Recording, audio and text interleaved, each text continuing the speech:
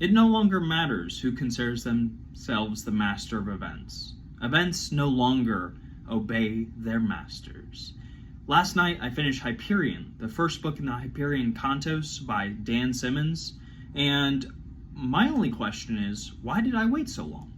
I've had Hyperion on my TBR probably since getting back into reading as an adult. This is one of the oldest series I ever wishlisted on Audible. It's one of the first books that I put in my Amazon cart to buy and, bring home with paperback. It's just one of the first books that I ever came across that I was like, yeah, that sounds exactly up my alley. After finishing Dune, I went more sci-fi, and I put that on my TBR, and it's been sitting there for like the last 3 years.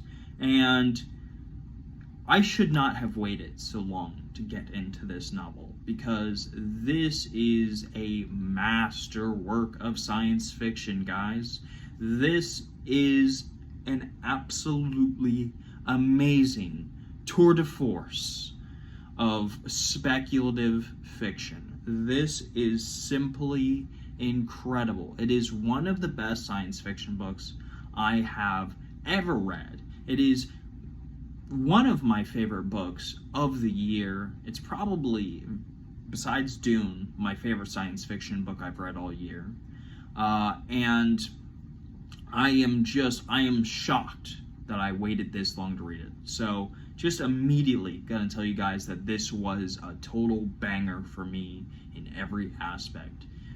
So if you've never, for some reason, heard of Hyperion, let me give you the rundown. There is this world called Hyperion, and it's outside the hegemony of man, which is set like a few hundred to a few thousand years in the future, where humanity has colonized at least the galaxy, if not the universe, because Earth has gone and died.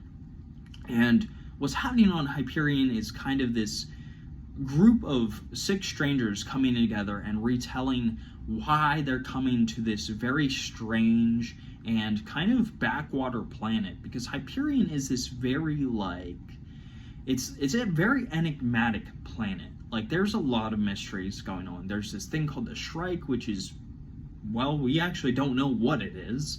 And there are these time tombs that maybe have some sort of weird reverse entropy field around them. So instead of going forwards in time and decaying, they're actually coming backwards through time. And we just go through this book and learn about these 6 strangers' tales as they recount their lives and why they've come to Hyperion, and maybe, what they hope to get out of the Shrike and get out of this planet, because it may or may not hold the keys to the human race survival for the upcoming intergalactic war. And that premise alone sounds incredible. But the way that this book is structured is that it is essentially 6 short stories compiled together and, tied to one another through this central narrative that is the planet Hyperion and the mysteries there. And each tale is very different from the rest. There is a priest's tale here, there's a scholar's tale, there's a soldier's tale, there's a detective story, and there's others besides that. But each of these are told in a different way and a different format, and it explores almost a different part of science fiction and just literary fiction in general.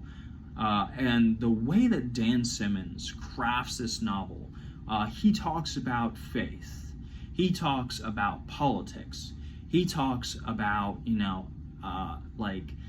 intergalactic, future science fiction thought.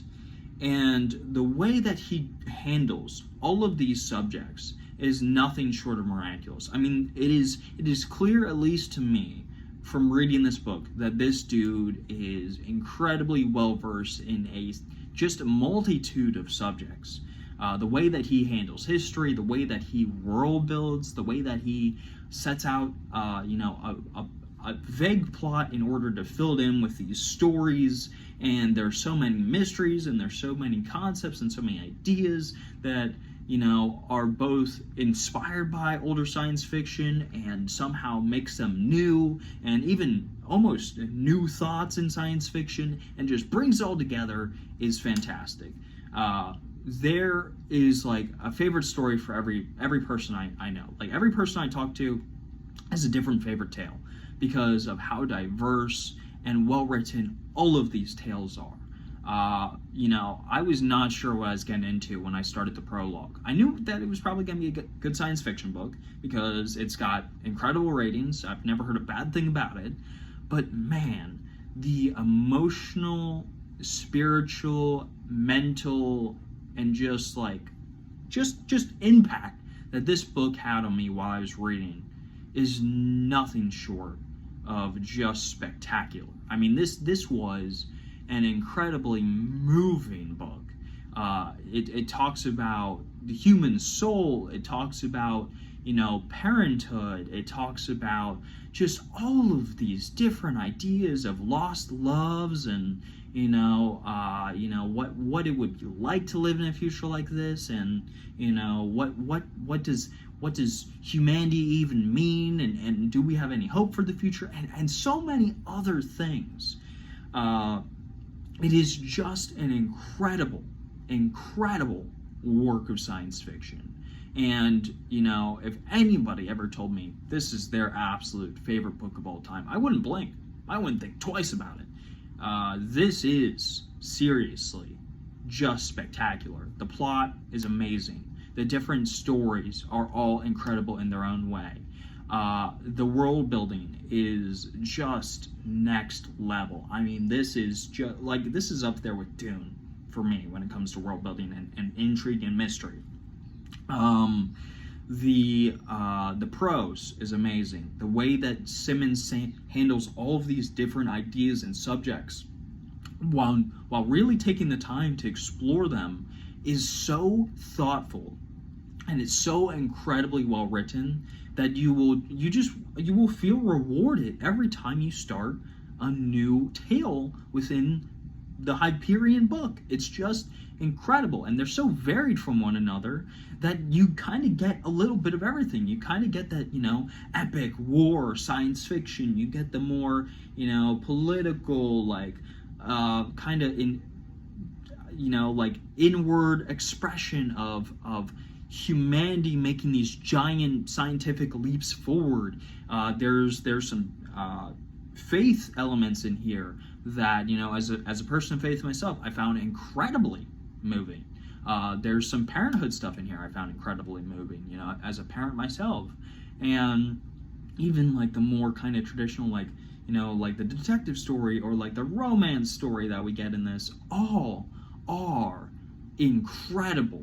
They are so well realized. The imagination that it takes to create a novel like this and nail it it's mind-blowing. I mean, not only is it an incredible concept, but he delivers and almost overshoots on the concept. This is one of those books where I just simply implore anyone who sees this video, anyone who's interested in this book at all, to read it as soon as possible, because it is a spectacular work of fiction. I would dare to say that this is a work of art. This is amazing. This is a feat, in my opinion. And I am genuinely blown away by the fact that I have not read it sooner. It's a new favorite science fiction book of mine. I am gonna put it in my personal top 10 books of all time, because it was simply that good. I mean, good in every single aspect that matters to me as a reader, to me as a fan of science fiction.